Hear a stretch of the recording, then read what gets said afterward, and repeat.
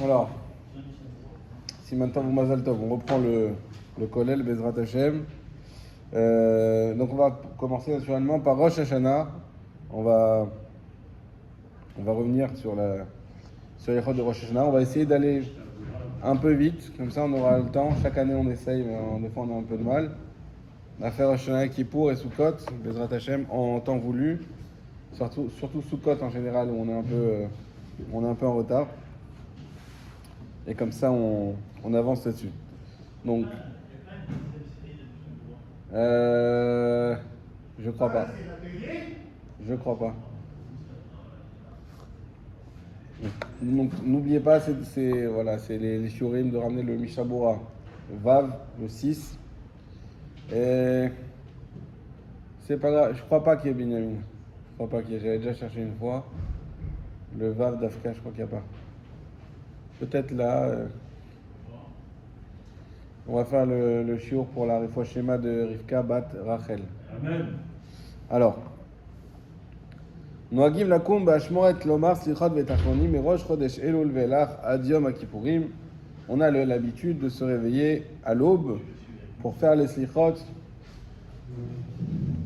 et les tachanunim depuis Rosh Chodesh Elul et ensuite jusqu'à Yom Kippour.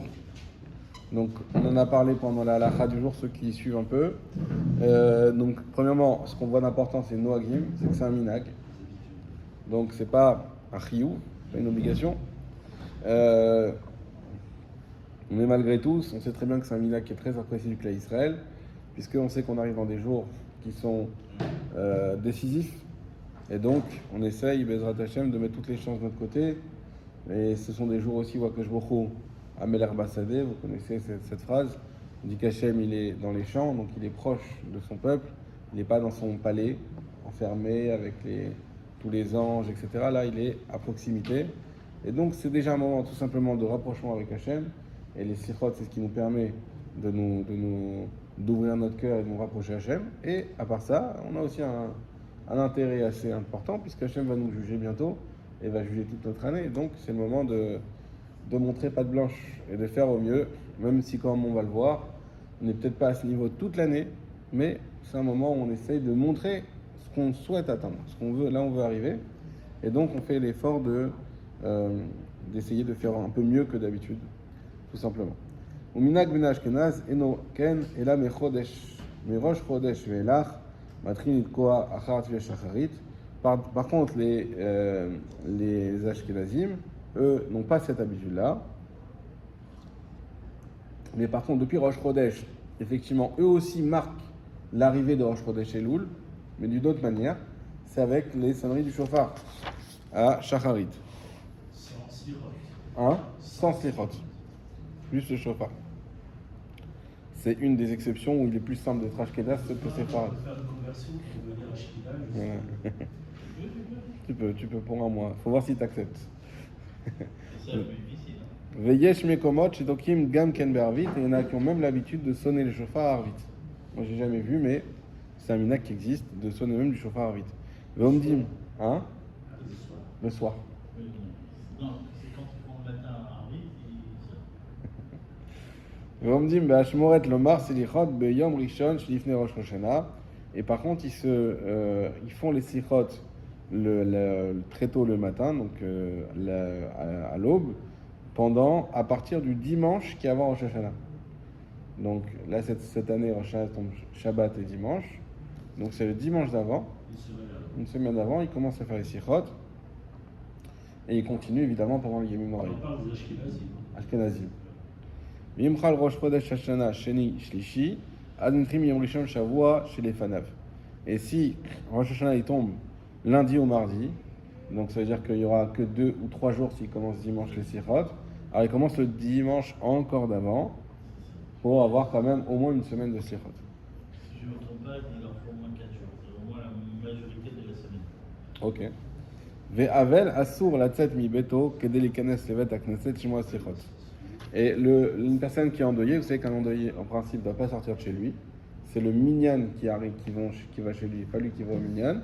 Et même pour les sikhot, il n'y a pas d'exception, il ne doit pas sortir de chez lui. Milevad, Berev Rosh Hashanah, chez Marbim Sichot, Yachol Evel Ikanes Vet Knesset, si ce n'est la veille de Rosh Hashanah. Donc la veille de Rosh Hashanah, c'est spécial. Et là, effectivement, on fera en sorte de faire des sichot. Il y a des sichot, on va dire, plus denses, avec beaucoup plus de supplications. Et donc là, oui, le Havel, quand même, il peut sortir de chez lui pour ces sichot-là. Et il n'y a pas de chauffard. Vidak dekul larzor achar tzibur, ayoter agun veyoter gadol betrom asim shefshar limso.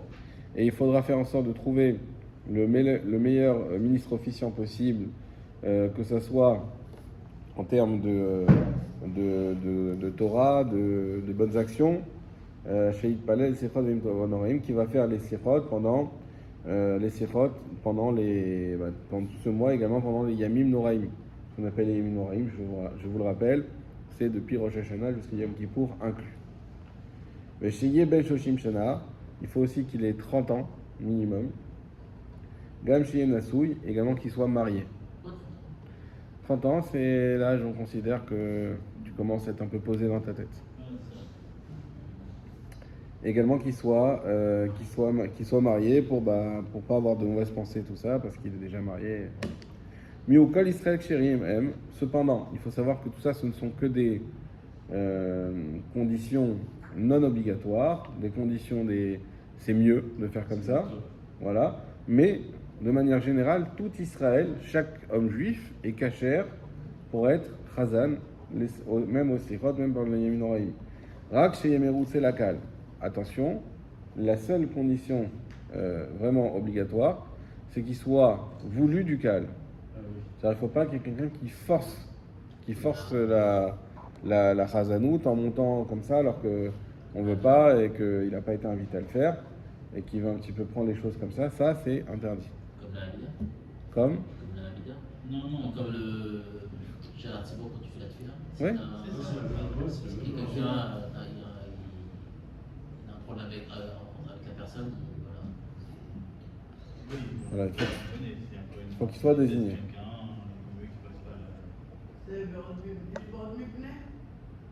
מה? לא, כן. שמה.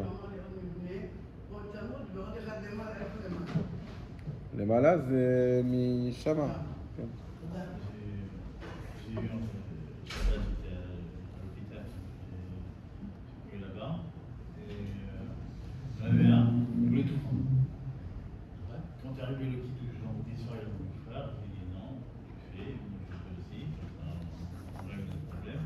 Et l'Abdallah, il s'est installé, il a mis le bouc devant lui. Mathieu, j'ai pas envie de faire ça. Ouais, c'est un peu difficile ça, c'est vrai. Ouais, il y a des gens, c'est vraiment. Et en plus, j'ai mis mon plat sur la plata, quand je suis arrivé, il a pris pour lui. Excellent. C'est un copain. Hein? Un copain. Un gros c'est non, il aimait bien. En plus, bon, il était sympathique, mais bon, il était un peu sympathique. Tu vois, les sympathiques toxiques. Aval imit palel bechaska. Donc si on a quelqu'un qui prie de force, donc un peu comme tu viens de raconter, il monte à la théba, ça arrive des fois, personne ne veut, il s'impose comme ça, il monte à la théba, de fois qu'est-ce on ne peut même pas répondre amen après lui. Quand on fait le kaddish, quand il fait la raza, on ne peut pas répondre amen. Donc c'est quelque chose qui est vraiment grave. C'est une ambiance. Ouais. Vechen tsarir sheyotzi kol adam bitfilato. Également, il faut avoir l'intention d'acquitter chacun dans sa tfila. Donc quand on est chazan, on ne s'écoute pas chanter ou lire, mais le but c'est d'acquitter les autres. Et donc il faut bien avoir cette pensée que quand on fait le kaddish, on acquitte les autres. Quand on fait la chazara, on acquitte les autres.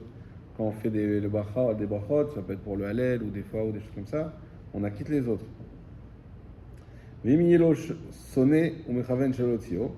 Et s'il y a quelqu'un, par exemple, qui déteste quelqu'un dans la synagogue, je disais tout à l'heure, il y a une dispute, deux personnes qui se détestent dans la synagogue. Mais les deux sont dans la même synagogue quand même. Les deux aiment la synagogue en soi, mais ils ne s'aiment pas l'un l'autre. Et donc s'il y a un des deux qui monte à la théba, et dans sa tête il se dit, eh bien, je décide de ne pas quitter celui-là que je déteste. Gam mo'avav enam yotzim bitulato, même ceux qui l'aiment ne sont pas quittes. Donc quelqu'un qui a l'idée de ne pas acquitter ne serait-ce qu'une personne, en réalité, il acquitte personne. De toute façon, il a une mauvaise escalade. Exactement. C'est pas bon. Veyesh mekomot nogim shitpael sichot mitpael kol yayom. Et il y en a qui ont l'habitude que celui qui prie les sichot, c'est lui qui fait aussi toutes les tfilotes du jour. Donc quand on prend un chazan, c'est écrit qu'on fait ça pour Kvod HaTzibour. Quelque part, avoir une continuité, ça donne une certaine prestance à la tfila. Et donc, celui qui est sichot, c'est lui aussi qui fait shacharit, celui qui fait mincha, c'est lui qui fait arvit dans la journée. Bet, deuxième halakha. Nogim litanot erev Rosh Hashanah. On a l'habitude de jeûner la veille de Rosh Hashanah. Le Rama, Medagdekim Nagu, Shekol Echad Mitane Asara Yamim. Et ceux qui sont Medagdekim, qui sont pointilleux, ils ont l'habitude de jeûner pendant les 10 jours. Vechen Nachon Lasot, et c'est comme ça qu'il faut faire. Vechol Elu Ataniot, En Tzrichim Leashlim. Et tous ces jeûnes-là, il n'y a pas besoin de les compléter, ça veut dire qu'on n'est pas obligé de faire 24 heures de jeûne, c'est juste la journée. Ve'en korim Vayichal, et on ne lit pas la créa de la paracha de Vayichal qu'on lit à chaque jeûne public, parce que ce ne sont pas des jeûnes publics. Afilou erev Rosh Hashanah, même la veille de Rosh Hashanah. Ve'ayen les El Siman Tav Kuf Samech Bet, Seif Bet, et tu pourras en savoir plus loin dans le Siman 562, au deuxième paragraphe. De quoi il s'agit? Avant de continuer dans les mots, on avait déjà expliqué, ça c'est important chaque année, c'est qu'il y a cette ambivalence dans Rosh Hashanah. D'un côté, c'est un jour qui est appelé Yom Tov, c'est un Moed, donc c'est un jour de joie, et donc on mange, on boit, on fait le seder, etc. Mais Mitzad Acher, d'un autre côté, qu'est-ce qu'il y a? On voit que c'est un jour de din, c'est un jour où on est jugé. Le jour où tu es jugé, vraiment, tu n'as pas un appétit grandissant. Tu es plutôt angoissé, tu es plutôt stressé, tu es plutôt... Mais par qui on est jugé? Par Avinu Sheba Shamayim, par notre Père. Donc, on est confiant dans le jugement de notre Père. On est confiant qu'il va tout faire pour nous juger au mieux, malgré nos imperfections, malgré tout ça. Donc, il y a cette ambivalence. C'est pour ça qu'il y en a qui ont l'habitude, comme on ne doit pas jeûner le jour de Rosh Hashanah, malgré tout, mais ils jeûnent quand même quand la veille de Rosh Hashanah. Donc la veille de Rosh Hashanah, donc il y a un minhag répandu de jeûner. Et comme on a vu, il y en a que même après Rosh Hashanah, pendant la semaine, évidemment après Yom Kippour, mais pendant la semaine, déjà le lendemain de Rosh Hashanah, de toute façon c'est Tzom Gedalia, donc de toute façon on jeûne. Mais même les autres jours, on a l'habitude de jeûner comme ça, c'est-à-dire que la journée, bien sûr. Donc ils mangent, ils se réveillent tôt le matin, ils mangent un peu, ils jeûnent la journée, ensuite ils mangent le soir. Pourquoi? Pour quelque part, le jeûne, vous savez que ça fait faire tes chouvas, ça permet de remettre les idées en ordre et ainsi de pouvoir encore plus prendre des srouillottes pour cette période-là. Veimchal Brit Mila Berev Rosh Hashanah. Et maintenant, si on a une Brit Mila qui tombe la veille de Rosh Hashanah, Yecholim Leyechol. Dans ce cas-là, il n'y a aucun problème de manger, même ceux qui ont l'habitude chaque année de jeûner la veille de Rosh Hashanah. S'il y a une Brit Mila, il y a une Brit Mila. La Brit Mila, elle enlève, c'est une joie qui surpasse ce minhag-là, et donc elle enlève et on doit jeûner quand même.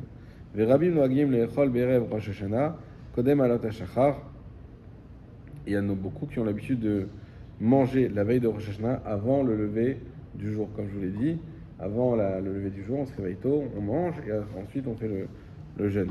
Mishum chukot ha'amim, Mishum chukot ha'amim, anoagim lit'anot berev achagehem.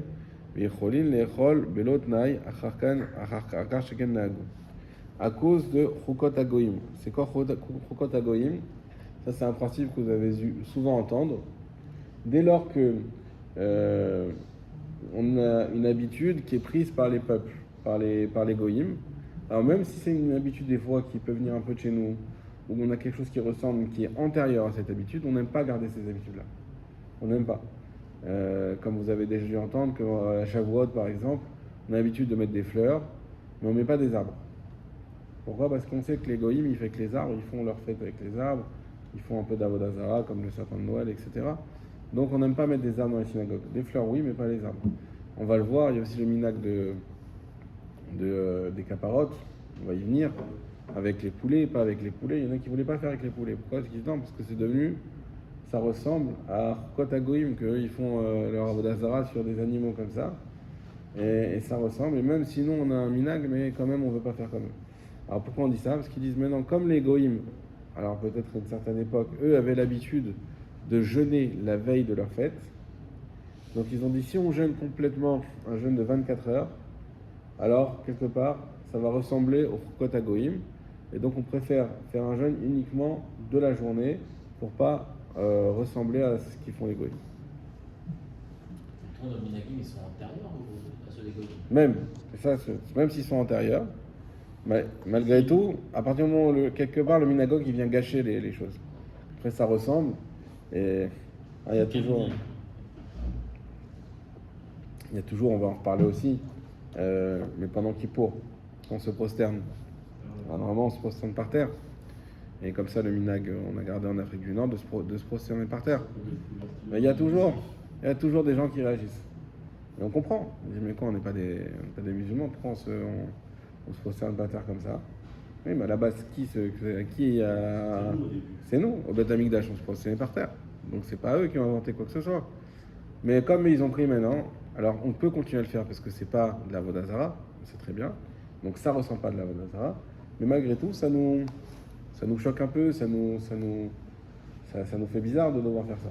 Parce que une fois que les goïms ils viennent faire un chok, bah ça entre dans les mœurs et nous ça. C'est marrant parce que moi je connaissais pas c'est un exemple, je connaissais pas le mythe du Kohen Gadol.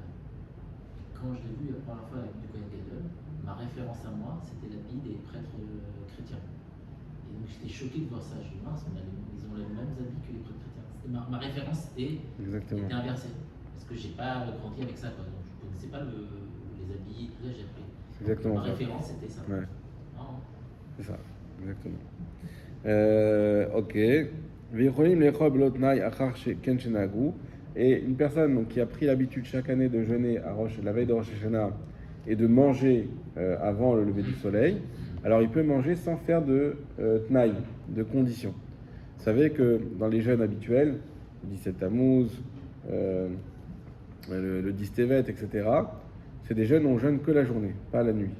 Mais si on veut manger avant, si on va dormir et qu'on veut se réveiller tôt et manger avant l'entrée du jeûne, alors avant d'aller dormir, il faut faire ce qu'on appelle un tnaï.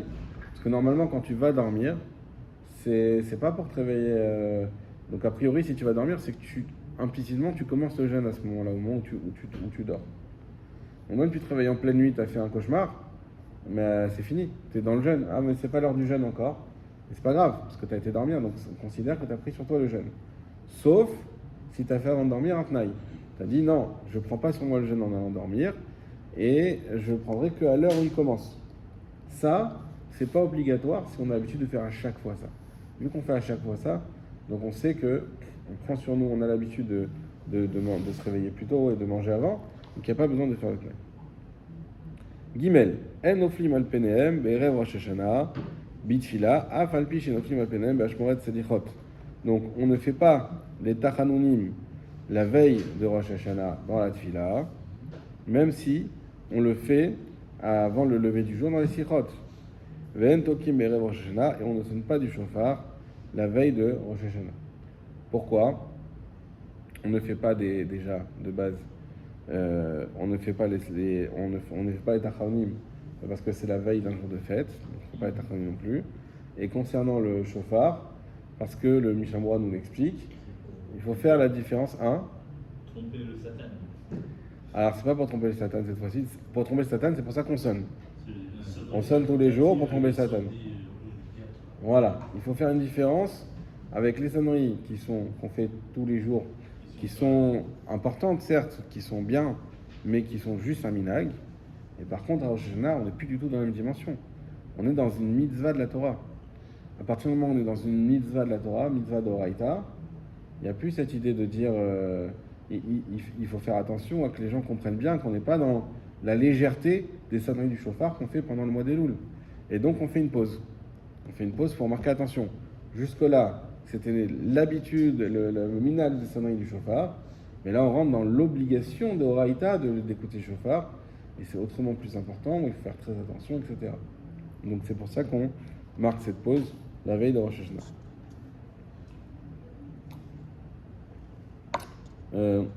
Dalet. Mechabesim umistaperin berev Rosh Hashanah. On se lave et on se coupe les cheveux la veille de Rosh Hashanah. V'yesh noagim lidbol berev Rosh Hashanah. Et il y en a qui ont l'habitude de faire le mikvé à la veille de Rosh Hashanah, mishum keri, à cause de l'impureté qu'on appelle keri. Je vais vous expliquer juste après. V'yesh mekomot noagim ve'elech al kvarot u'larbot sham betechinot ve'notnim tzedaka la'aniyim. Il y en a qui ont l'habitude d'aller dans les cimetières pour rajouter en prière et en demande, et également donc de donner la tzedaka pour les pauvres. Donc c'est la veille de Rosh Hashanah, effectivement, comme vous le savez, donc c'est un moment très intense. On sait qu'on va arriver dans Rosh Hashanah, et donc il y a plusieurs choses à faire. Première chose, à Rosh Hashanah, il faut arriver en bon état, avec des habits propres, en étant bien lavé, en étant bien coiffé. On ne doit pas arriver à Rosh Hashanah en étant dénigré. Donc, En fait, ce que j'ai lu, c'est que c'est mieux que Shabbat, moins bien que Yom Tov, pour les habits. ok. Donc pour ceux comme Binyamin, 3 types de costumes, Yom Tov, voire 4, Shabbat, et ceux des tous les jours. Voilà. Voilà. Enfin, le jeune. Et alors, en fait, effectivement, ce qui est écrit, c'est que on doit avoir un beau costume, mais pas trop beau. Pourquoi pas trop beau? Parce que quand tu vas te faire juger, tu vas pas arriver. Ça montre quelque part une gava, un orgueil d'être très sûr de soi et de dire je suis sûr que tout. Alors, quand on dit on est sûr que tout va bien se passer, c'est pas parce qu'on est sûr de soi, parce qu'on est sûr d'Hachem. C'est la Emouna, c'est Bitoir. Bachem, c'est pas Bitoir Hatzmi. Donc quelqu'un qui s'habille très bien, etc., c'est une forme d'orgueil. On va dire non, mais moi j'ai aucun problème. Et donc à Rosh Hashanah, quelque part, il y a aussi cette idée qu'on ne se met pas trop en avant. Quand tu arrives, tu es devant un juge et que chacun passe, si tu peux te cacher, tu te caches. Tu n'essayes pas de te mettre. Donc c'est pour ça qu'on ne met pas non plus un costume resplendissant comme ça qui pourrait inspirer de l'orgueil. De l'autre côté, comme on a dit, on n'arrive pas non plus en jogging. Donc on se met un beau costume, bien, normal, sobre. Voilà. C'est le Rosh Hashanah qui court s'habiller en blanc. Les deux, il y en a qui ont l'habitude. Les deux, mais surtout Kippour. Surtout Kippour parce qu'on est comme des malachim. Mais Rosh Hashanah aussi, il y a les minag de se mettre en blanc pour dire à Hachem, voilà, moi je suis blanc pas de. Voilà. Attends, je me mets. Voilà, c'est ça. Exactement. Donc voilà. Pareil pour les cheveux. Voilà, les cheveux, c'est une manière aussi de se préparer proprement physiquement et se préparer évidemment spirituellement. Donc on a fait les sirot, mais aussi le mikvé. Donc s'il y a 2 moments dans l'année où on doit faire un mikvé, c'est bien la veille de Rosh Hashanah et la veille de Kippour. Donc c'est des mikvés qui sont très importants, même pour les hommes, même si aujourd'hui on n'a plus la mise à du mikvé, comme à l'époque, il n'y a que pour les femmes aujourd'hui, mais malgré tout c'est important pour les hommes. Là vous n'avez pas d'excuse, vous avez un grand mikvé qui s'appelle la mer Méditerranée qui est juste à côté. Donc même ceux qui n'aiment pas trop les mikvés, etc., pour des raisons de pudeur ou de propreté ou ce qu'on veut, vous allez... Hein? Très bien, mais j'y vais tous les vendredis. Ouais, il y en a qui aiment, il y en a qui n'aiment pas. Bon. Après, en tout cas, la mer Méditerranée, très bien aussi. Vous allez à la veille de Rosh Hashanah Kippour à la plage séparée. Et c'est plein. Voilà, et c'est sympathique en plus. Donc, en tout cas, voilà. Donc le mikvé, ça reste une habitude, c'est pas obligatoire. Mishum Keri, alors c'est quoi Keri? On a déjà dit, c'est toutes les pertes séminales qu'ils peuvent avoir d'elles-mêmes, etc. Et une impureté qui s'appelle Keri. Pour enlever cette impureté, il y a le mikvé. Et également, on sait qu'à chaque fois qu'il y a un moment important d'aller pèleriner les tzadikim, donc pour avoir des brachot, pour avoir des forces, etc., c'est très important. Donc le pèlerinage pendant cette période-là, et même la veille de Rosh Hashanah, et de donner de la tzedaka aux pauvres. Il n'y a pas plus meilleur défenseur que la tzedaka. On aide les personnes qui en ont besoin, et c'est quelque chose de très important. Tavkouf Tebet, Seder Tfilat Tzatzaratim et Tshuva, Rosh Hashanah, Ubo Tet Seifim. Donc là, on va parler de la Tfila de Rosh Hashanah. Ba'aseret Limei Tshuva, Omer Amelech HaKadosh. Donc, vous allez le voir dans les Sidurim, il faut faire attention. On ne dit plus Akel Akadosh, mais Amelech Akadosh. Hachem n'est plus simplement un dieu, mais un roi. C'est un moment de Rosh Hashanah, c'est aussi le moment où on intronise Akadosh Baruch Hu. Donc c'est très important. On va le marquer dans plusieurs endroits, et notamment en disant Amelech Akadosh. Et Amelech Hamishpat. On ne dit plus, comment on dit Melech Oev Tzedakah Mishpat. Voilà. Là, on ne dit plus Melech Oev Tzedakah Mishpat, mais Amelech Hamishpat. On insiste uniquement sur le mot Melech. Donc, Akadosh Baruch Hu, c'est un roi à ce moment-là, le roi de la justice. Veimta Osheu Mesupak, Imu Ba'amelech Akadosh Choser les roches. Si quelqu'un s'est trompé, toujours c'est la question, surtout pendant cette période qui est très courte, parce que c'est un changement qu'on fait que pendant 10 jours, donc souvent on peut se tromper facilement. Alors si on s'est trompé, ou même si on a un doute, si on l'a bien dit ou pas, c'est la même halakha. Si on est dans Amelech HaKadosh, donc on a avancé après Amelech HaKadosh, j'ai dit Amelech HaKadosh, j'ai dit à laquelle HaKadosh, je ne sais plus, ou ah non, je me suis trompé. Choser les roches, on reprend la mida du début. Pourquoi ? Parce que la bracha de Akel HaKadosh, c'est un groupe de brachot avec les deux autres brachas, de Magan Avraham et Mechaya Metim, qui sont un seul groupe. C'est un groupe indissociable. Donc s'il y a une erreur sur l'une de ces brachot-là, on est obligé de tout recommencer, peu importe pour quelle raison. Donc là, vu qu'il y a une erreur sur Amelech HaKadosh éventuelle, donc on reprend la Amida depuis son début. Ve'imu be'amelech hamishpat. Maintenant, s'il s'est trompé dans Amelech hamishpat, in iskar kodem shakar raglav, s'il s'en souvient avant d'avoir fait Osé Shalom, akar raglav, ça veut dire déraciner ses pieds. Donc c'est avant d'avoir fait les 3 pas en arrière. Choser le virkat hashiva, il revient à la bracha de Hashiva Shoftenu, ve'omer misham elach ala seder. Et ensuite il continue de là jusqu'à la suite de la Mida dans l'ordre. Ça veut dire quoi ? Je me suis trompé dans la bracha de Amelech HaMishpat. Contrairement à Amelech HaKadosh, je suis en plein milieu de la Mida à ce moment-là. Comme je suis en plein milieu de la Mida, je ne suis pas obligé de reprendre toute la Mida. Parce que ce que j'ai fait avant, c'est valide, c'est bien, je ne me suis pas trompé. Amelech HaKadosh, on est obligé de reprendre le début parce qu'on a dit que c'est un groupe de 3 brachot qui sont indissociables. Il y a une erreur, tout est invalidé. Mais là, dans Amelech HaMishpat, non.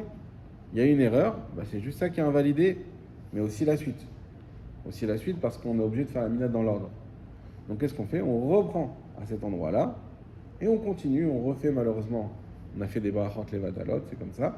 Et on reprend la Mida à sa suite dans l'ordre normal, jusqu'à la fin de la Mida. Ça, c'est si on s'en est rappelé tant qu'on est encore dans la Mida. On n'a pas fait Osé Shalom. Ve'im lo niskar ad she'akar raglav. Maintenant, si on s'en rappelle, après avoir dit Osé Shalom, ça peut arriver par exemple, on est le premier jour et on entend le Chazan qui dit Amelech HaMishpat. On dit mince, j'ai dit Amelech HaKadosh, mais j'ai pas dit Amelech HaMishpat. Choser les roches, il faudra reprendre depuis le début, puisque en disant une bracha qui n'est pas la bonne, vu que maintenant j'ai clôturé ma Amida, eh bien ma Amida elle est complètement défaillante. La bracha, elle est vraiment comme ça, parce que en fait, quand tu dis... C'est que valable pour citer. Oui, c'est valable parce que tu dis le Homer. Alors, c'est pour ça que je ne vous ai pas eu les petites parenthèses, j'allais y venir. Vous voyez le Rama, Ayen le Sof Siman Kufyut Zayin, Ven le Siman Kufyut Ret.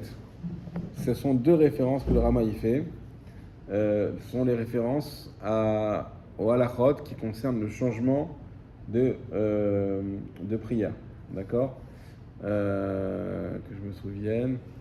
Kufyut Ret, non, c'est pas ça. Excusez-moi. C'est quoi les références là-bas ? Attendez, je vais reprendre le Mishnah Berurah pour m'en souvenir. Vav. Desham pasak haramal halacha d'im amar melech lo tzako mishpat kevan shiski hamelech en tzarich lahzor. Desham Mishnah Berurah c'est ma shekatu besham besham achonim. Bon, il dit pas c'est quoi le sujet. Je me rappelle plus c'est quoi le sujet. Pourquoi là-bas on parle aussi de hamelech hamishpat. Je crois que là-bas c'est la halachot de de la Hamida, on parle de quelqu'un qui a, je crois que c'est l'inverse, qui s'est trompé, qui a dit Amelech Hamishpat le reste de l'année. Dans tous les cas, le Rama il dit ça change pas, puisque vu qu'il y a le mot Meler, exactement comme tu viens de dire, il dit vu qu'il y a le mot Meler, c'est pas comme Akel Akadosh, que là si tu dis Akel Akadosh, t'as pas dit du tout le mot Meler. Donc il y a un problème. Mais là, on dit Meler Roel Tzedaka Mishpat. Et au lieu de ça, il faut dire Amelech Hamishpat. Il y a le mot Meler. Il y a le mot Meler. Ça, c'est l'avis du Rama. Donc le Rama, il dit, effectivement, on ne recommence pas ni la Hamida, ni même si on est en pleine Hamida, on ne recommence pas les Brachot. Si on a dit Amelech Roel Tzedaka Mishpat, parce qu'il y a le mot Meler dedans. Mais le Shulchan Aruch n'est pas d'accord. Le Shulchan Aruch n'est pas d'accord, il dit non. C'est cette période, c'est Amelech Hamishpat. C'est ça qu'il faut dire, c'est pas autre chose. Même dans l'autre où il y a Meler, il y a aussi d'autres mots, donc ça atténue la mise en exergue que demandent les Chachamim. D'ailleurs, c'est pour ça qu'ils changent le Noussach. Sinon, ils ne changeraient pas. Ils disent Meler Tzedaka Mishpat, tu as dit Meler, c'est bon. Non, ils disent Amelech Hamishpat parce qu'il faut bien mettre ça en avant. Et donc, si tu ne le mets pas en avant, bah, c'est problématique. Donc, le Shulchan Aruch, il dit non, si tu n'as pas dit Amelech Hamishpat, malgré tout, ça invalide tout. Et donc, il y a cette marloquette. C'est pour ça que les Ashkenazim, et également les Chassidim, qui sont évidemment aussi des Ashkenazim, également, eux ne refont pas la bracha ou la Hamida lorsqu'ils se sont trompés. Les Sfaradim, il faut refaire. Alachabet, Imama Akel Akadosh, Vetor Kededisbourg, Niskar, Ve'amar Amelech Akadosh. Alors, si je suis dans ma Hamida, Baruch Hashem, Akel Akadosh, Amelech Akadosh. Donc vraiment, Torque des Dibourg, c'est-à-dire dans la suite de ma tefila, comme ça, je me suis repris directement. Est-ce que c'est bon ou pas? Eno Tzarich Larzor, Vechen Adin Amelech Hamishpat. C'est bon, il n'y a pas besoin de refaire, et même pareil pour Amelech Hamishpat. Tant qu'on se reprend Torque des Dibourg, c'est bon. Là, je ne sais pas si c'est ici que c'est précisé ou le Mishabura, mais par contre, si je commence Ata Chonen, si déjà j'ai le mot Ata, fini, trop tard. Pour recommencer la mise. Donc, prendre son temps, se concentrer, et faire attention pendant ces Yamim Noraim, de prendre son temps dans la Mida, comme ça, on évite de recommencer comme ça des brachot pour rien, et c'est quelque chose de dérangeant. Gimel. Beshabbat ben Taïm, Arvit, Yomar Beverkat Mencheva, Amelech Hakadosh.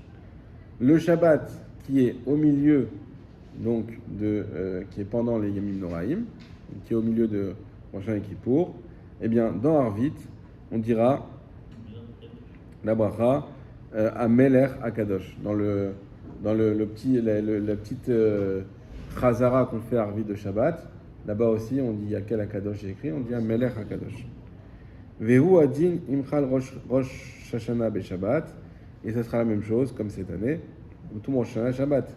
Vechotem Beshel Shabbat Levad, et on fera uniquement dans cette bracha-là Mekadesh à Shabbat. Pourquoi on ne dit pas Israël Vezemanim? Parce que c'est ce Mein Sheva, là, cette petite résumé de Chazara qu'on fait, et on l'a fait que Shabbat. Donc tu dois, vu qu'elle est appropriée que pour le Shabbat, tu ne dois pas rajouter dans la bracha une mention à autre chose que le Shabbat, même si c'est Rosh Hashanah, même si c'est Pessah, même si c'est ce que tu veux. Bon, Pessah on ne le fait pas d'Afka, mais même si c'est Sukkot, tu ne rajoutes pas d'autres mentions. Ce qui n'est pas le cas par exemple pour l'Haftara. L'Haftara, quand on fait l'Haftara pendant les Yamim Tovim, si c'est un Yom Tov, à la fin, on fait la bracha de Yom Tov. Si c'est Shabbat et Yom Tov, on fait les deux. Pourquoi on doit dire les deux?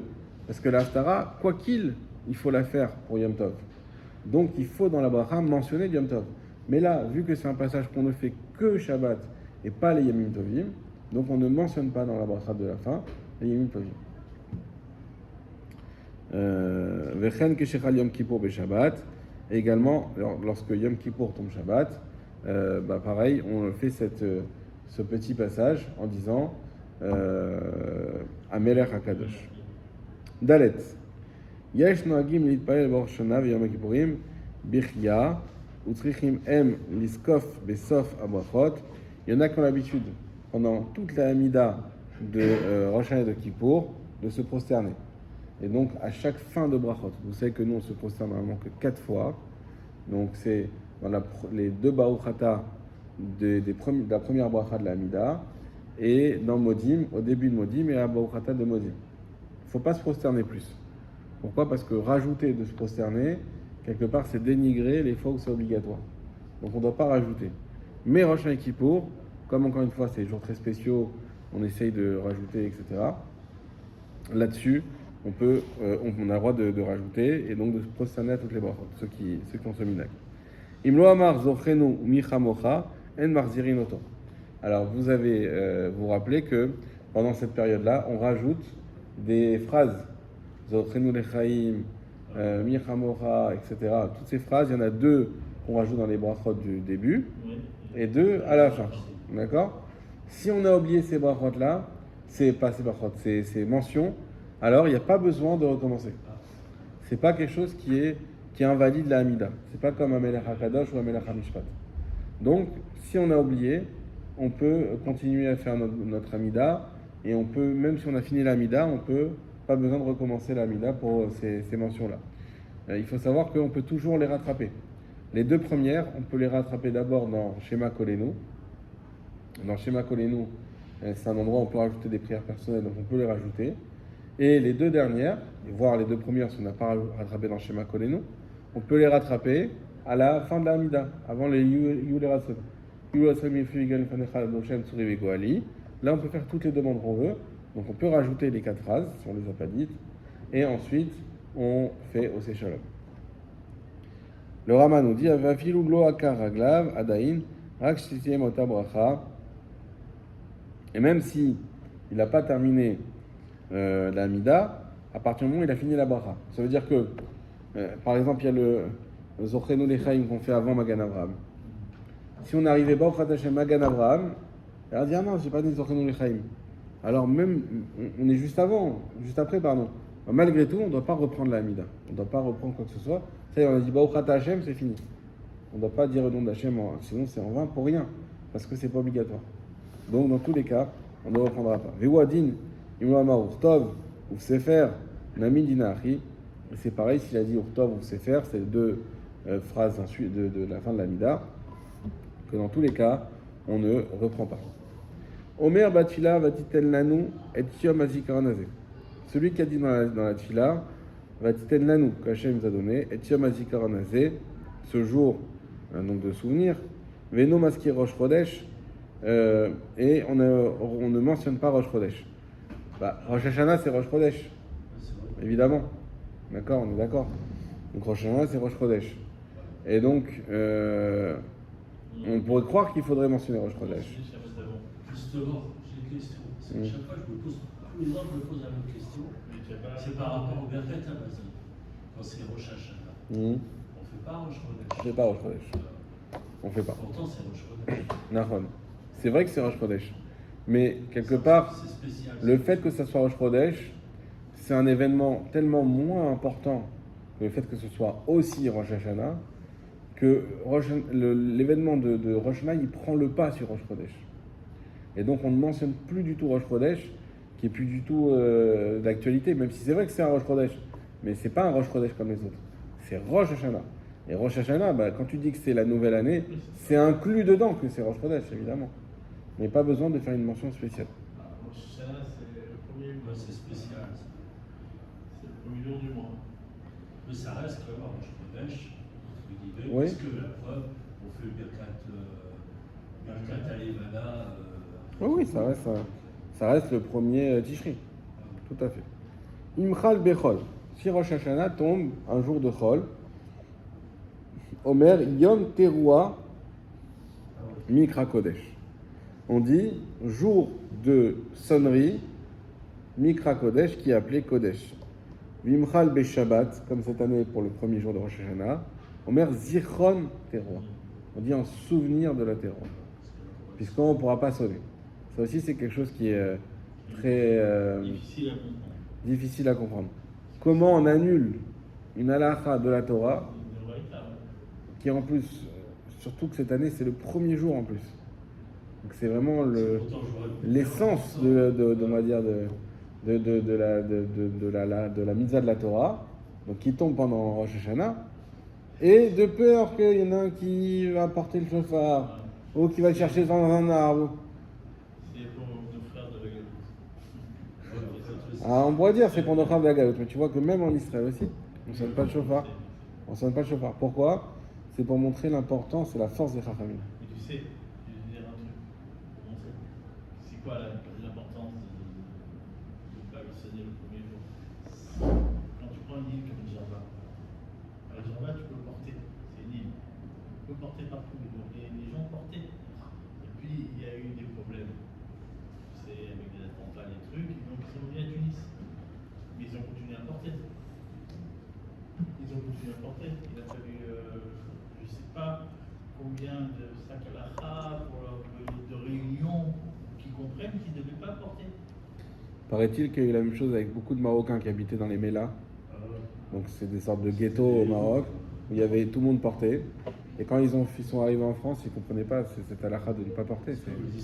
Les Israéliens, exactement. C'est pareil, ils savent pas. C'est pas pour eux, c'est pas. Et c'est vrai, moi j'avais passé un Shabbat en France il y a quelques mois.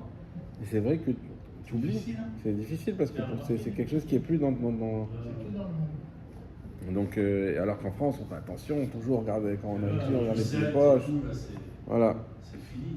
Donc voilà, donc la force du psak des Chachamim, que dans le monde entier, il n'y a pas de Rosh Hashanah, de Yom Teruah quand ça tombe Shabbat. Et donc on dira Zichron Teruah, en souvenir de la Teruah. Il y a un beau Dvar Torah comme ça, qui dit que c'est que Hachem aussi il fait Shabbat. Hachem aussi il fait Shabbat. Et donc, quand Rosh Hashanah il tombe Shabbat, c'est vrai qu'on n'a pas le chauffard pour nous défendre et nous donner du mérite. De notre côté, comme c'est Shabbat, Hachem ne peut pas nous écrire dans un mauvais livre. Donc il est obligé de nous mettre dans le bon livre. Il n'écrit pas, il ne peut pas écrire. Donc il n'y a pas de ça. Chet, Eno Omer, Moadim les Simcha. On ne dit pas dans la Midab, Moadim les Simcha, Chagim Uzmanim les Sasson, Vechen Eno Omer Vasienu. Ça, ce sont les passages qu'on fait que pendant les 3 fêtes. Donc, Rosh Hashanah, même si c'est un Yom Tov, même si c'est un Moed, mais il ne fait pas partie des 3 fêtes. C'est-à-dire, c'est pas une fête de pèlerinage où on montait au Beth Amikdash. Donc, on ne fait pas le Hallel. C'est pas le même type de simra, parce que là, c'est un jour de vie. C'est vrai. Mais à part ça, là, on est plus dans la technique. Techniquement, c'est pas un régal. Ce qu'on appelle Shalosh Regalim, c'est pas un régal. Puisqu'on ne montait pas au Beth Amikdash. Et donc on ne dit pas ces mentions-là. Bitfiat Moussaf, Eno Omer, Ven Anu Yecholim Laalot Velerot Efanecha. Et aussi à Moussaf, on ne dit pas cette phrase qu'on dit dans les autres Moussaf des 3 fêtes. Ven Anu Yecholim Laalot Velerot Efanecha. Qu'est-ce qu'on dit dans le Moussaf là-bas? Et nous ne pouvons pas monter et te voir et être visible devant toi. Pourquoi? Parce que dans les autres Moussaf, qu'est-ce qu'on fait? On dit Hachem, mais voilà, si seulement il y avait le Beth Amikdash, on aurait pu monter et faire. Mais aujourd'hui, on ne peut pas parce qu'on n'a pas le Beth Amikdash. Et ça, on ne le dit pas à Rosh Hashanah. Pourquoi? Parce que de toute façon, on ne montait pas. De toute façon, on ne montait pas. Et là, Venanu Yecholim, la sot chovotenu lefanecha, on dit simplement que nous ne pouvons pas faire nos obligations devant toi, puisqu'on n'a pas, encore une fois, le Beth Amikdash. Mais il n'y a pas l'union de monter. Vechotmin udvacha emet. Et ensuite, on conclut la bracha par udvacha emet, etc. Point. Pardon. Tête, halakha 9. Afalpi, chez Kol Yemot Hashana Mitvim Belachash, même si toute l'année on a l'habitude de faire la Hamida à voix basse, mais Rosh Hashanah et Yom Kippourim, Noagin Lomar Bekol Ram. Rosh Hashanah et Kippour, on a l'habitude de faire la Hamida à voix haute. Ul At'ot Lo Chayshinon, et concernant les accusations, on ne craint pas. Kevan Shimutsim Beyadam Marzorim. Et les fautes, pardon, on ne craint pas, puisqu'on a devant nous des marzorim. Aga, je vais vous expliquer après. Venogim Shikol Echad Omer la Chavero, les Shana Tova Vetikatev. On a l'habitude que chacun se souhaite à chacun une bonne année. Les Shana Tova Tikatev qui sont inscrits pour une bonne année. Donc c'est quoi cette histoire de prier fort? Je ne sais pas si vous avez vécu ça déjà. il y a des synagogues où on fait 2 fois la Hamida 2 fois forte. La première fois, le Chazan, il fait fort, et les gens peuvent faire fort, et la deuxième fois, encore une fois fort. Pourquoi ? Bien parce que ce sont des Hamidot qui sont longues et que les gens ne connaissent pas bien. Avant, il y avait peut-être pas ou pas assez ou pas beaucoup de livres en phonétique, déjà de livres tout court, mais même après, même je te parle je sais qu'à l'époque, moi, je pense de mes grands-parents déjà, ils faisaient comme ça, à voix haute. Et pourquoi ? Parce que, comme les gens ne connaissent pas, etc., donc on fait la Hamida, même la première fois à voix haute, que chacun puisse faire en même temps que le Chazan, cette Hamida à voix haute, qui est là pour eux la première Hamida. Et ensuite, on refait la Hamida à voix haute, la deuxième encore une fois, pour éventuellement commencer pour acquitter, mais aussi il y a des profondeurs dedans, donc on fait de Hamidot. Mais même la première, on avait l'habitude de faire à voix haute comme ça, pour que chacun puisse faire sa tfila. Tav Kuf Pebet, Varim Shonagim Lechol Be'er Rosh Hashanah Ubo Bet Seifim.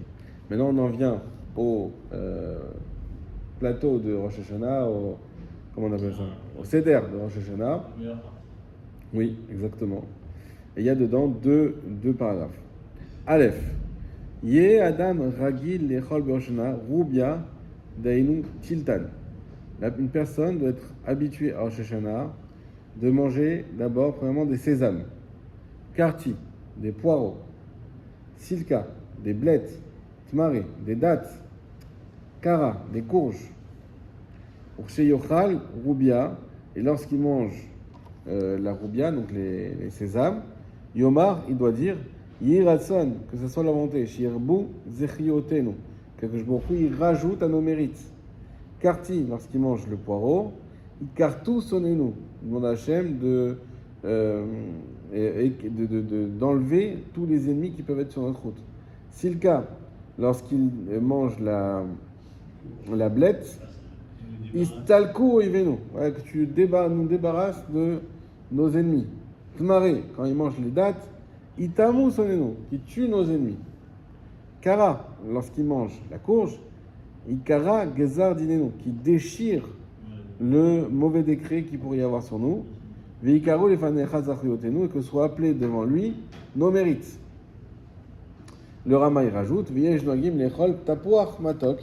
Il y en a qui ont l'habitude de manger une pomme douce, bidvache qui est trempée dans le miel, Veomrim, et ils disent Titradesh Alenu, Shana ou Metuka, que soit renouvelé pour nous une année douce.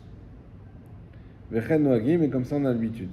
Vieshum Ochlim Rimonim, il y en a qui mangent également les grenades. Vomrim Narbe Zechiot Karimon, que soit multiples nos mérites comme la grenade. Venoagim Lechol Basar Shamen, on a l'habitude également de manger de la viande grasse. Vechol Mine Metika, et toutes sortes de choses douces, de bonbons, etc., de douceur. Donc, on va essayer un petit peu de comprendre ça avant de continuer. Voilà, tous ces symboles qui sont donnés à Rosh Hashanah, on peut être un peu perplexe, dire quoi, on fait pas de la sorcellerie, nous, c'est quoi cette histoire ? On mange gras, c'est nous, c'est enfin un jeu de mots sur ce qu'on mange et sur la tfila qu'on fait à Kadosh Baruch Hu. Quel impact ça peut avoir que je vais manger des blettes pour dire qu'Hachem il écarte mes ennemis de devant moi. Alors il faut savoir effectivement que ça montre la force de Rosh Hashanah. En réalité, vous voyez bien que des fois il y a des choses qu'on ne veut pas dire. Des fois on a peur de parler, on dit il y a par exemple quand on sait qu'il y a un mariage, vous savez on dit non mais on dit au marié fais attention, pendant la semaine avant le mariage il y a tous les projecteurs sur toi. On fait attention, on fait pas de sport dangereux, on fait pas pareil un bar mitzvah, même avant le mariage, on fait pas voir pendant une semaine avant le marié la kala, il se voit pas du tout, aussi pour des raisons de signout et de pas avoir de tentation. Mais c'est-à-dire qu'il y a des moments qui sont des moments où on a peur de dire les choses, on ne veut pas dire les choses. C'est pas que un problème de Haïnara, évidemment qu'il y a le Haïnara, mais c'est aussi un problème de tout simplement, on ne veut pas réveiller le Yetzara. On sait qu'on ne veut pas, comme on dit, Altif Tarpe la Satan, ne n'ouvre pas la bouche du Satan, donc on essaye de ne pas dire. À l'inverse, à Rosh Hashanah, eh bien on va essayer de réveiller un maximum, de toutes les manières possibles, la miséricorde d'Akadosh Baruch Hu. Et donc même de manger quelque chose qui ressemble et qui a un jeu de mots, etc., même ça a un impact. Le jour est tellement impactant, important, il est tellement précieux que chaque chose qu'on va dire, ça peut avoir un impact énorme. C'est aussi pour ça que fais attention à Rosh Hashanah de ne pas faire de la Shonara. Fais attention de, même si on fait des fois on est invité pour le Seder, etc. Et quand on fait le Seder, on fait attention que, alors des fois on a l'habitude des jours de Shabbat, de se laisser aller à des grandes discussions, ou si on est en famille, etc. Là on fait attention. Là, on parle pas trop, on essaye de pas trop, parce qu'en parlant trop, enfin, rapidement on arrive dans des choses qu'il faut pas. Donc fais doublement attention. On fait attention toute l'année, mais Rosh Hashanah, on fait doublement attention d'être sûr de ne pas dévier et d'avoir des paroles qui sont comme il faut. Donc, mais même ces petites choses, de manger, etc., on mange du sucré, pourquoi ? Parce que le sucré, c'est quelque chose qui peut permettre de solliciter la douceur de l'année qui est à venir, alors on sollicite comme ça. Chaque chose, on permet et on sollicite. Ça veut dire du coup qu'on ne fait pas de salade piquante. Exactement. Il y a ce minag de ne pas faire salade piquante. Il y a ce minag de ne pas manger, je crois qu'on va le voir après, de ne pas manger les noix. Parce que les noix, ça, c'est... Égos, c'est chet. C'est chet. Ah ouais. Le même Et même que chet qui veut dire faute. Donc tu ne manges pas de noix pour pas se réveiller que tes fautes devant Hachem. Donc vous voyez, je trouve ça va. Là qui ne mangent pas aussi de raisin noir, je crois. Bon, il y a tout un tas de minagim, mais c'est pourquoi ? Parce que c'est un moment, attention à tout. Chaque chose, c'est tellement important que chaque petite chose, on va faire attention. Attends, tu oublies, manger de Et Ah ouais, ça, c'est important. ça, c'est important. Oui, tu dis ça. sans couscous, hein. Une fois comme ça, Ouais, parce qu'attention, il ne faut pas dormir. On a le droit de la viande grasse, on a dit. On a le droit de quoi ? On a le droit de la viande grasse. La viande grasse. Ouais. Exactement. Pas de On sieste. avait laissé des gens, on a fait une caïla, c'est habituel, et on a mis du couscous. Ah non, il faut pas mettre de couscous. Je sais pourquoi. Non, je sais pourquoi, parce que le couscous c'est rond, et que bon, Ah. c'est plutôt le deuil, alors. Je n'avais jamais entendu ça. Ouais, des folies, des Recherché. Bon, faut pas tomber dans la psychose non plus, hein, mais là, on garde. T'es rond, même les grenades sont. Oui, je Voilà. sais. On garde nos noakim, nos habitudes, et voilà. Mais, voilà. Et donc, la viande grasse, effectivement, parce que pareil, ça, la viande grasse, c'est ce qui rappelle quelque part la richesse, etc. Donc, c'est. Voilà. Bête, ochnim roche keves, lomar nier les roches, vélo les anaves. On a aussi l'habitude de manger la tête du mouton pour dire que on sera les roches, comme c'est écrit dans la Torah, on sera à la tête, vélo les anaves et pas à la queue. Mais zecher l'élo chez Yitzhak, en même temps, c'est un minag qui permet de rappeler le sacrifice d'Yitzhak. Puisque Rosh Hashanah, c'est la fête de Yitzhak Avinu, c'est la fête où on rappelle, excusez-moi, le sacrifice d'Yitzhak, c'est tout. Voilà. On peut le remplacer par la tête de poisson, mais ça n'aura pas la même force parce que ça ne rappellera pas le sacrifice d'Yitzhak. Donc ça permet de dire les roches, vélo, zanav. D'ailleurs, quand vous avez la tête de poisson, vous verrez, il y a un truc qu'on ne dit pas, un truc en parenthèse. Ça, on ne dit que si on a vraiment la tête de mouton. C'est du retour, là, c'est Non, je trouve très facilement, toi, tu as l'habitude. Faudrait que. Voilà. des frites. Non, c'est non, nous on achète l'ajout. Tu achètes l'ajout, c'est Ah, la joue. Ah, l'ajout. ouais, d'accord. Et en plus, c'est très très bon si tu sais le cuisiner. Et Du mouton. ouais, l'ajout de. La joue, c'est considéré comme la tête. Bien Moi, sûr. je pensais dans ma tête, justement, par ma tête, je pensais que c'était La vraie tête. le crâne. Il y en a qui montent la vraie tête. C'est pour ça que ça me semblait bizarre. Il y en a qui mettent la vraie tête. Après, il faut pas que ça. Non, c'est la joue, là. Voilà. Dans les bûcheries, Bah, il serait temps que je le sache, hein, bon gars, je sais pas. Le problème, c'est que si tu mets une vraie tête, alors à l'époque, ça dérangeait pas trop. Maintenant, on est devenu un peu sensible. Et si tu mets une vraie tête à table comme ça va faire bizarre. Voilà. Ça risque de choquer, de dégoûter, donc il faut pas non plus. Je me rappelle ma mère, elle mangeait les yeux du poisson. Ouais. Mon père, il mange aussi les yeux du poisson. Ah. Très bon à ce qui paraît. Ouais. Et effectivement, voilà. Mais donc, effectivement, sinon, on met la tête de poisson. Et tout ça, il n'y a pas de problème, ce sont des minagim. Yesh medadekim chez l'Egozim, voilà. Ce qu'on a vu, il y en a qui ont l'habitude de ne pas manger de noix. Chez Egoz, gematria chet, parce que la noix, c'est la valeur numérique de chet, de faute. Veod, chez En, marbim kicha venia, mofsin atfila. Également, il y en a qui rajoutent kicha venia, je ne sais pas ce que c'est. Mevatelim atfila. Ils annulent la tfila. C'est quoi ça? Le prix Megadim qui ramène ça. Je sais pas ce que c'est. Volchim el anar, lomar pasuk tashlir, bimsolotiam kol chatotam. L'habitude aussi d'aller au Nahar, au fleuve, et de faire le pasuk, donc c'est tashlir. Tashlir. Vegan magim shelo lishon biam rosh hashana ou minag nachonu. Il a l'habitude de ne pas dormir en rosh hashana. Ça aussi c'est un bon minag. Alors je vais vous donner les deux explications. Déjà tashlir, évidemment. Déjà, cette année, normalement, on fait le premier jour. Cette année, normalement, on doit faire le deuxième jour. Pour ça, il y a les deux minagim qui existent en Israël. Il y en a qui font quand même le premier jour, puisqu'il y a le Hérouv. Le problème de faire tashlir le premier jour quand on est en Choslaret, c'est que les gens risquent de porter les sidourim pour faire tashlir. Et si tu portes le sidour pour tashlir, eh ben, il y a un problème de porter. Quand ça tombe Shabbat. Ça tombe Shabbat. Maintenant, ça, c'est pas une xérat rachamim comme le chauffard. Donc, on peut se permettre de changer. Ce minag-là, qui est juste un minag qui s'est pris de facto. Et donc, en Israël, il y en a qui font quand même, soyez pas choqués. Voilà. Il y en a qui font quand même tashlir le premier jour, même si ça tombe Shabbat. Parce qu'ils disent non, il n'y a pas de. Ici, un héros, il n'y a pas de. Il faut faire attention, les poteaux de héros ne pas dépasser. Exactement. Très important. Pas dépasser les poteaux, exactement. Souvent que le héros, en plus, on fait à la mer, donc il y en a qui veulent se rapprocher de l'eau. Alors, le ponton, là, tu sais, Ouais. pour les pêcheurs, il n'y a pas de héros dessus. Exactement. Ça, Passe au-dessus. Ah ouais. Voilà. Parce que c'est tentant, tu vas là-bas, le ponton, tu as la mer qui t'entoure, déjà, là, c'est. C'est vrai. C'est vrai. Faut faire attention au héros. Faire attention à la sniout.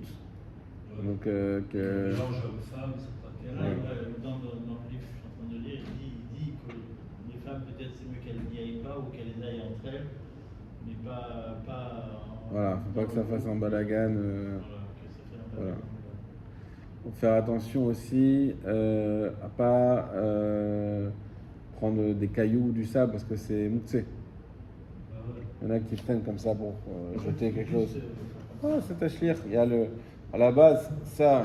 Vous montrez que les avérotes, elles ne sont pas collées à l'eau. Nous, on prend les arabes, on les jetait dans le fleuve. C'est dans la mer. Non, là, on les égorgeait avant.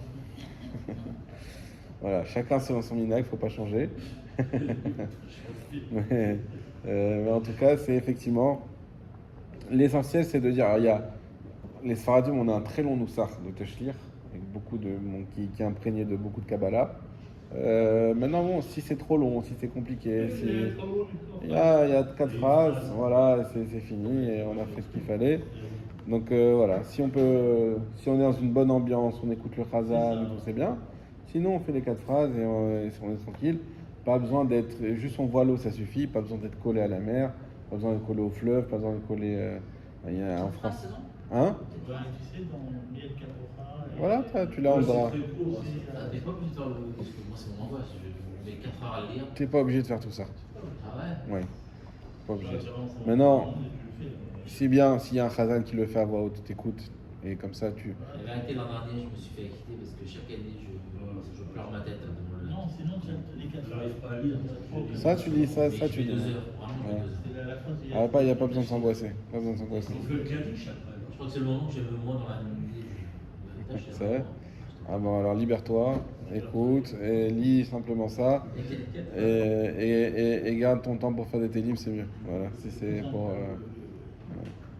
Concentrez-vous sur le plus important. Urban, je commence tous les jours. Ouais, Je finis avec le réverbère. ouais. Non, voilà, faut pas se. Le lendemain, tu reviens, tu le trouves en train de. C'est pas heureusement qu'il y a du jour. Tu vois, je fais une parenthèse. Oui. Je comprends pourquoi il y a un tel engouement pour quand on va au Man. Parce qu'on parle parle de se mettre dans les meilleures dispositions, pour les meilleures conditions par rapport à l'année. Qui dit jugement dit avocat, dit un syndic qui peut gérer ton problème quand tu peux bien le gérer. Donc il faudrait qu'il y ait un terme par rapport à. On en parle un peu la dernière fois. Ouais. Mais il y a cette idée-là qui revient souvent. Bien sûr, bien sûr. Alors le sadique qui va t'épauler pendant ce. Bien sûr. Ah, après le petit débat voilà, qui est en vigueur, c'est de savoir est-ce que tu quittes la terre d'Israël pour aller. Donc que tu quittes la France ou Paris ou Lyon, ce que tu veux, c'est une chose. Ou même le Maroc, mais que tu quittes la terre d'Israël, il y a même qui habitent Yerushalayim, tu quittes Yerushalayim alors que c'est. Voilà, ça c'est un petit débat. Voilà, exactement. Et pour terminer, et pour clôturer par rapport à ce qu'on vient de dire, donc de dormir à Rosh Hashanah, donc effectivement, évidemment qu'on dort la nuit à Rosh Hashanah, hein, il n'est pas lieu de ne pas dormir pendant 48 heures, donc on dort la nuit. Il faut faire attention à se réveiller avant le Netz, donc il y en a même qui font la tefila au Netz, se réveiller avant le Netz, c'est-à-dire, voilà, se réveiller... ouais. Quelque chose, entre parenthèses, ceux qui ont pris le Netz, Ouais. quand ils rentrent chez eux et qu'ils dorment, Ouais. ils n'ont pas le droit de dormir jusqu'avant 13. Exactement. Donc il faut bien réfléchir. Évidemment, s'ils se réveillent et sont pris au Netz, c'est pas pour aller dormir après la journée, c'est certain. En tout cas, au moins se réveiller au Netz, donc d'être debout, prêt, parce que le jugement commence au Netz. Hein, la tefila, elle est un peu longue. Les amidotes sont longues et dures, difficiles. Hein. Mais se réveiller au Netz, c'est le moment où le jugement commence. Et si au jugement, tu es dans ton lit, comprenez que ça pose un... C'est à quelle heure le Netz en Netz j'ai pas regardé, mais je pense vers 6h, 6 heures. quelque chose comme ça. Actuellement, c'est 6 heures. Quand on dit Netz, c'est la Mida. La Mida. Ça, c'est la ségoula pour le mieux, c'est de commencer la mida pile au Netz. C'est effectivement, c'est le mieux. Bah, c'est la Mida, c'est pas le Shiva. C'est la mida. C'est la Mida. C'est la mida. Voilà, mais en tout cas, on peut dormir après Khatsot si on est très fatigué. Ah, oui. Voilà, il y en a qui veulent pas dormir du tout, mais si c'est pour être complètement enlevable, c'est pas la peine. Non, ou si c'est pour rester réveillé et ne rien faire. Exactement, ça c'est pareil. Rester comme ça. Mais non. Dormir une heure. Ok, après t'étudies. Ouais. Voilà, maintenant, Rosh Hashanah, c'est les Télim. On a l'habitude de faire les Télim, c'est bien de faire normalement le livre entier, voire 2 fois le livre entier, donc pendant Rosh Hashanah, et ça permet de, voilà, d'après la... Par rapport à David Ameller. Voilà, exactement. Qui est né et qui est... Non, lui c'est à Shavuot, c'est à Shavuot. Mais Rosh Hashanah, on lit le livre Télim, parce que ça fait 150 Télim x 2, ça fait 300, et j'ai oublié ce que ça fait 300. Mais il y a ici une ségoula pour peut-être. En tout cas, c'est une ségoula pour être comme il faut. Voilà, après, donc si on a les forces, ben, qu'on reste réveillé, comme il a dit Binyamin, c'est pour faire le télim, pour étudier. Si c'est pour aller à discuter, à se promener, ben, c'est pas le jour. C'est pas le jour. Voilà. Razak, allez, on continuera la semaine prochaine.